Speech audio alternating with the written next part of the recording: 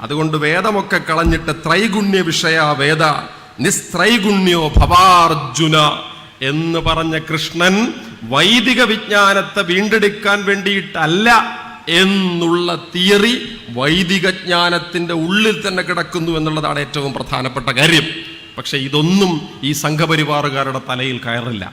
ഇനി വൈദിക വിജ്ഞാനത്തെ വീണ്ടെടുക്കാൻ വേണ്ടി വന്ന ഭഗവാൻ കൃഷ്ണൻ അളിയൻ അർജുനനോട് സഖാവേ എന്ന് വിളിച്ചു പറഞ്ഞ കമന്റ് എന്താണെന്നറിയാമോ? അളിയ മച്ചമ്പി, അർജുന കേട്ടോ, എല്ലായിടവും വെള്ളം കൊണ്ട് നിറഞ്ഞിരിക്കുമ്പോൾ കിണറുകൊണ്ട് എത്ര പ്രയോജനമുണ്ടോ അത്രയ്ക്ക് പ്രയോജനം മാത്രമേ ജ്ഞാനിയായ ഒരു ബ്രാഹ്മണൻ ഈ വേദം കൊണ്ടുള്ളൂ എന്നാണ് അർത്ഥം.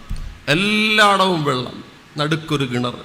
ജ്ഞാനിയായ ബ്രാഹ്മണൻ വേദം കെട്ടിപ്പിടിച്ച് ആ കിണറ്റിനെ പരിഷ്ഠം എന്ന് വിളിച്ചു പറയുന്നത്ര മൗഢ്യം മാത്രമേ ഉള്ളൂ. അതുകൊണ്ട് വേദമൊക്കെ കളഞ്ഞിട്ട് ത്രൈഗുണ്യ വിഷയ വേദ നിസ്ത്രൈഗുണ്യോ ഭവാർജുന എന്ന് പറഞ്ഞ കൃഷ്ണൻ വൈദിക വിജ്ഞാനത്തെ വീണ്ടെടുക്കാൻ വേണ്ടിയിട്ടല്ല എന്നുള്ള തിയറി വൈദിക ജ്ഞാനത്തിന്റെ ഉള്ളിൽ തന്നെ കിടക്കുന്നു എന്നുള്ളതാണ് ഏറ്റവും പ്രധാനപ്പെട്ട കാര്യം. പക്ഷെ ഇതൊന്നും ഈ സംഘപരിവാറുകാരുടെ തലയിൽ കയറില്ല.